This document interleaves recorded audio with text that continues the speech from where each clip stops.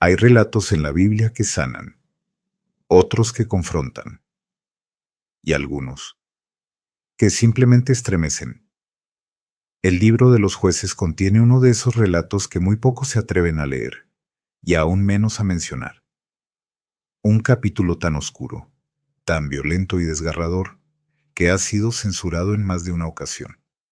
No porque Dios lo haya querido ocultar, sino porque revela lo que ocurre cuando la humanidad vive sin Dios.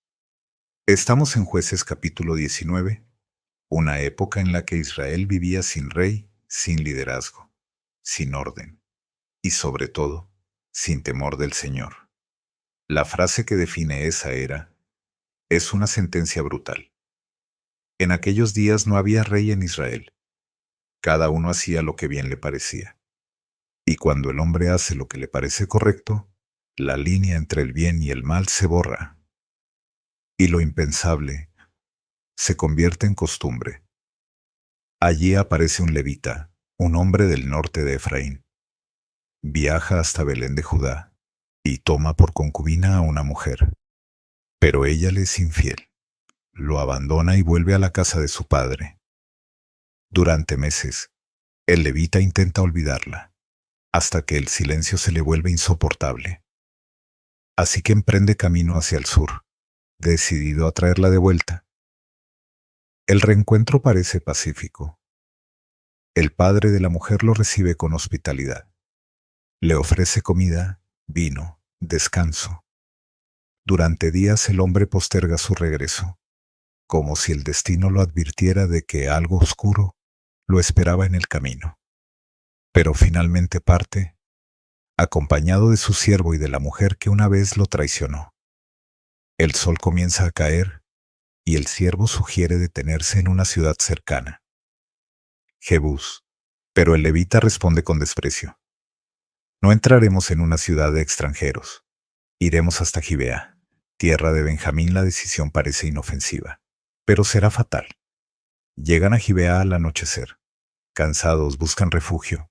Nadie los recibe. En Israel, la hospitalidad era ley sagrada. Y sin embargo, en aquella ciudad, las puertas permanecen cerradas. Hasta que un anciano, compasivo, los ve en la plaza y los invita a su casa. Una simple muestra de bondad en medio de un pueblo que ya había perdido el alma. Pero la noche aún no había mostrado su rostro verdadero. Mientras cenaban, se escuchan golpes en la puerta. Golpes violentos. Voces sucias. Un grupo de hombres rodea la casa. Gritan al anciano. Saca al hombre que ha entrado en tu casa para que abusemos de él. El pecado había alcanzado niveles indescriptibles. No era un ataque, era una violación colectiva anunciada. El anciano suplica, desesperado. Por favor, no hagáis esta maldad. Este hombre es mi huésped, pero lo que ofrece a cambio hiela la sangre. Tomad a mi hija virgen y a la concubina de él. Haced con ellas lo que os plazca.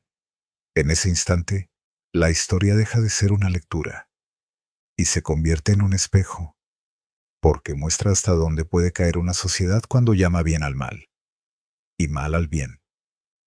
El levita, dominado por el miedo o la cobardía, entrega a su mujer. Y lo que sigue es indescriptible. Dice el texto que los hombres la violaron toda la noche, hasta el amanecer. Y cuando la soltaron, apenas logró arrastrarse de vuelta a la casa. Cayó frente a la puerta. Sus manos se aferraron al umbral. Y allí murió. Cuando el hombre abrió la puerta al amanecer, la encontró tendida. Levántate, vámonos. Fueron sus únicas palabras. Pero ella no respondió. No hay relato más triste en todo el Antiguo Testamento. Una mujer sin nombre, una víctima olvidada, un pueblo en decadencia, una historia que parece perdida entre las páginas más oscuras de la Biblia, pero que revela lo que ocurre cuando el corazón humano se aleja de Dios. La escena es brutal. Un levita encuentra el cuerpo sin vida de su concubina, una mujer que fue humillada, abusada y dejada morir por hombres perversos en la ciudad de Gabaa, del territorio de Benjamín. Sin lágrimas, sin palabras, solo con el peso de la indignación y del horror, el levita la carga sobre su burro y regresa a su casa. Lo que sucede después se convierte en uno de los actos más estremecedores de toda la escritura. Toma un cuchillo, corta el cuerpo en 12 partes y las envía a las 12 tribus de Israel.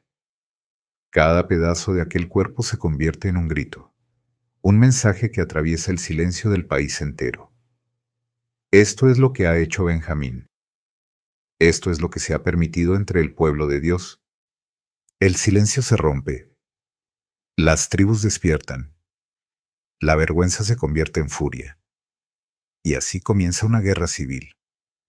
No entre enemigos extranjeros, sino entre hermanos. El dolor se transforma en odio. La justicia en venganza. La nación que debía ser luz para las demás se hunde en su propia oscuridad. Las 11 tribus se levantan contra Benjamín. El juicio se convierte en batalla. El suelo de Israel se tiñe de rojo. Los campos se llenan de cuerpos.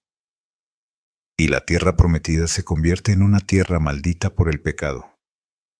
La tribu de Benjamín es casi exterminada. Miles mueren. Todo por una sola noche de pecado, una noche donde la maldad no encontró resistencia, donde los hombres callaron y Dios fue ignorado. Y en medio de tanto horror, se levanta la primera gran lección. Cuando el hombre vive sin rendir cuentas, el mal se normaliza. Cuando no hay rey, cada uno se convierte en su propio Dios. Y cuando no hay temor de Dios, incluso el pueblo escogido puede volverse más salvaje que las naciones paganas. Porque la ausencia de autoridad divina no produce libertad, produce caos. El corazón humano, sin dirección, siempre elige su propia destrucción. Pero la historia no termina en el horror, sino en las consecuencias. El crimen cometido en Gibeá encendió un fuego imposible de apagar. Una vez tribus levantaron sus espadas contra una, y los hermanos se convirtieron en enemigos. La sangre clamó desde el suelo, no la de extranjeros, sino la de su propia carne y sangre. El pueblo que había sido llamado a reflejar la santidad de Dios, reflejó su ausencia. El pueblo que había sido elegido para ser diferente, terminó actuando como todos los demás. Cuando todo terminó, solo 600 hombres de Benjamín quedaron con vida. Un linaje al borde de la extinción. Y entonces, las 11 tribus, que habían clamado justicia, se dieron cuenta de lo que habían hecho. Habían borrado casi por completo a sus propios hermanos. El arrepentimiento llegó tarde, y con él, una nueva cadena de decisiones equivocadas. Buscaron restaurar lo que destruyeron, pero lo hicieron cometiendo más injusticias. Raptaron mujeres, manipularon juramentos, intentaron corregir el mal con más mal. Porque así es el pecado. Una cadena que se alarga, un fuego que sigue ardiendo incluso cuando creemos que ya se apagó. Cada decisión sin Dios enciende otra chispa. Cada intento humano de resolver sin obediencia multiplica el daño. Y así, la historia del levita y su concubina no es solo un relato antiguo. Es un espejo.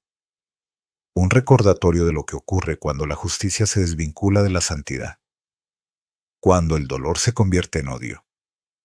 Y cuando el pueblo que debía brillar se olvida de quién es su luz. Porque al final, este relato no trata solo de una mujer muerta, ni de una tribu perdida, sino de un pueblo que aprendió, demasiado tarde, que sin Dios, todo termina en ruina.